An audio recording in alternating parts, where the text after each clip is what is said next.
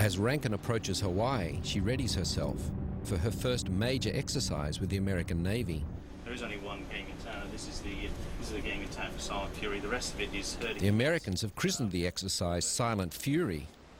They have 2 destroyers and 2 frigates, a nuclear submarine and a search aircraft dedicated to finding Rankin.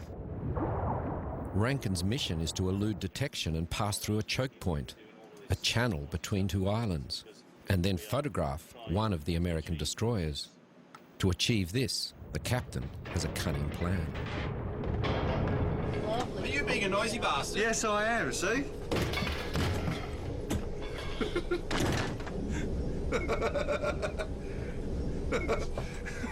They're not going to know what hit them. The captain wants the Americans to become accustomed to a high noise level, as might be expected from a boatload of Australians. Jumping off the 3rd rung of the ladder and bouncing off the DSS deck.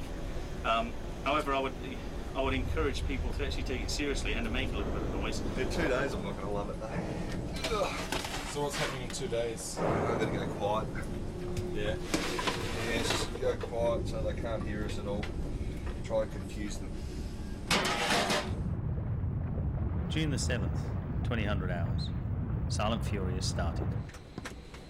For the last 48 hours we've been making quite a racket, but we are now in our quietest state and travelling at slow speed along the coast, using the ambient and shore noise to mask our presence. The Americans were supposed to turn off their sonar to give Rankin an opportunity to slip away, but it seems they've dropped that part of the plan. Right from the word go, they were trailing us even before the choke point started. They were actually shepherding us down the corridor, and the other units were already waiting down here anyway, so it's made it extremely difficult for us. It's a bit unrealistic in terms of a real scenario. The red ones are the vessels that we're playing the games with, and they're the possibly hostile units, so they're the ones that are looking for us, and obviously they're hostile because they're looking for us. So there are what, 1, 2, 3, 4 hostile ships out there and a yellow one? Yep. Choke point being between these 2 islands, so our aim basically is to position ourselves off the northwest of Nihal and mask ourselves a little bit with the shore here, so give ourselves some sonar cover that make it harder for them to detect us through up this direction. Okay, yeah. Left-hand edge is about being a 127. Passive sonar is simply listening to what's out there. Up to now, Rankin has been lying low by keeping her noise level below that already present in the water from undersea activity. And you can hear the waves crashing. Yeah, well, you hear noise, yeah. Not so much waves crashing, but you can hear a constant sound like, I suppose, rain.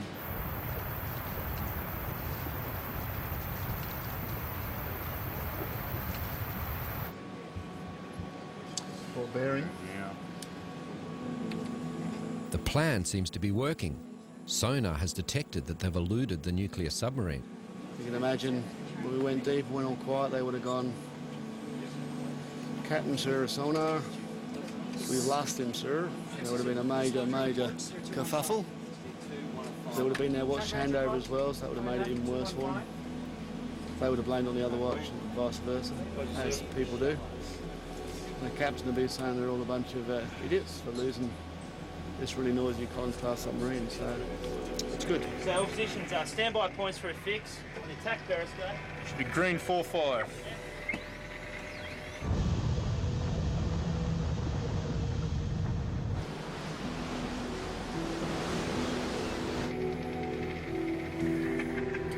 down.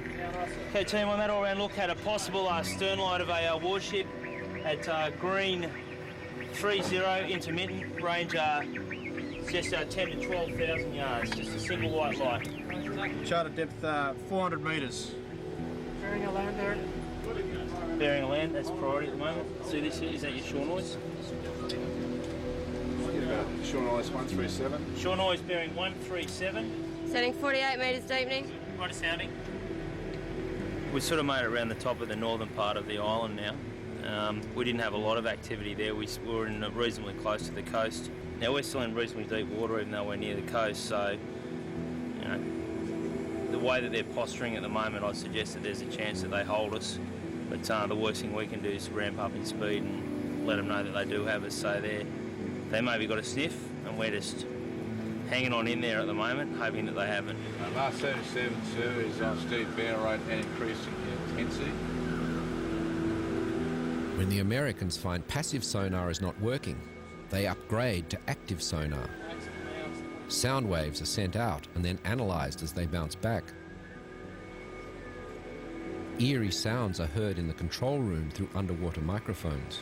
I mean, they've been passive right up till 4 o'clock in the morning, and then they've all basically banged off on active from that time, which we know would suggest it's pretty much a coordinated plan. But Rankin uses geography to her advantage. She sticks right up close to the island's steep volcanic walls. The Americans find their signals bounce back off the cliffs, and by continuing to travel slowly, Rankin hides in the wall of sound.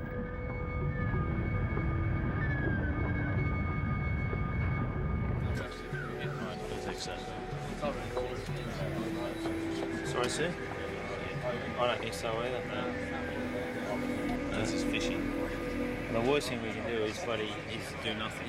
Is to do something. Yeah, the best thing is to just stick where you are. Yep. Yeah, agree. Build a bloody thing.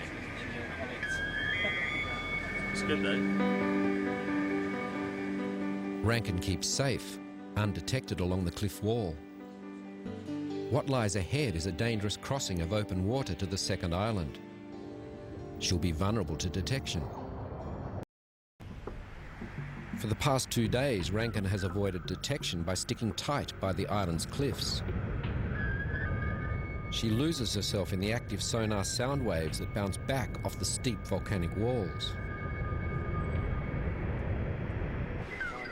Now, a new day brings added danger as Rankin must break cover and cross open water.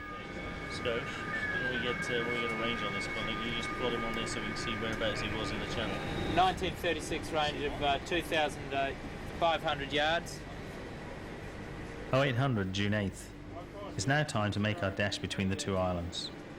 Thus far we have remained in the shallower waters and used the islands as cover. That's 22, 23 miles. That'll take how long? Anything up to 2.5 hours, I reckon. This is where they can get us, Well, this is where they can get us if they... There is a chance that the US submarine may have remained in the channel and could pick us off. But my hunch is that the American units remain unaware of our position and are searching to the south. Just as Rankin enters the channel, sonar comes through with some good news. Kind of a lucky break there. I told you, if you wait, it happens. Still, this is the tricky bit, huh? This is the tricky bit, but it's just become a little bit easier because this ship has just decided it's time for him to relocate, and he's going to relocate at speed, and he's putting himself between us and anything down to the south. So we're just coming around astern of him, and for a while... 77's just started transmitting active, so he's still above his best sonar listing speed. He's possibly just transmitting. We're on his quarter. Yeah, we're set nicely on his quarter. Still want 095 plot, or do you want to come further right? 56 transmissions, they've just changed their frequency. Let me know when you're happy that I can alter course. 2.5 hours later, they reach the shelter of the second island. And using the cliffs as cover, they start down the choke point towards the US destroyer.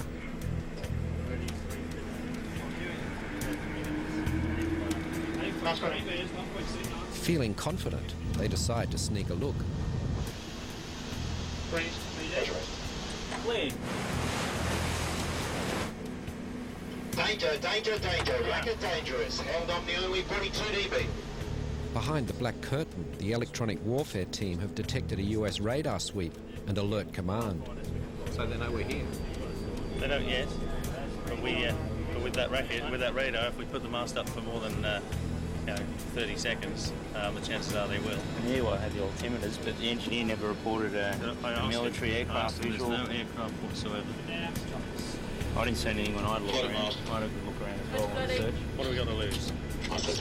Well, yeah, stick with plan A. We'll about the plane, I reckon. Stick with the plan for the plane. Depth of water? 276 fathoms is it? How many? 276. 276. Yeah, we got a decent enough fix so we can drive through here. We've got a bus through there. USS O'Kane, bearing 259, 21 dB. ANSP is 67. And report. What was that, 29? That's 21. He's out there. With their target, the US destroyer O'Kane, in sight, Rankin closes in. If this were war, the destroyer would be in torpedo range. Aircraft as well, naval and torpedoes. The arrival of a lone helicopter presents a chance of detection. Here he is, he's coming in now. Just coming in now. Coming towards now. Yeah, good on him. Too late. Good night, Irene. Tell your story walking, pal. Tell him well done. Too bloody late. Good night, the Fox. So you're calling that a win? Yeah, I would say so, wouldn't you? Definitely, that's a win. 5 metres. That's what I said like that. Rankin announces her presence with an Australian victory song. That's beautiful. Who's hearing that? Well, hopefully he is. Better run, better take cover. We're picking it up from our own underwater telephone. So hopefully the Americans are listening to this.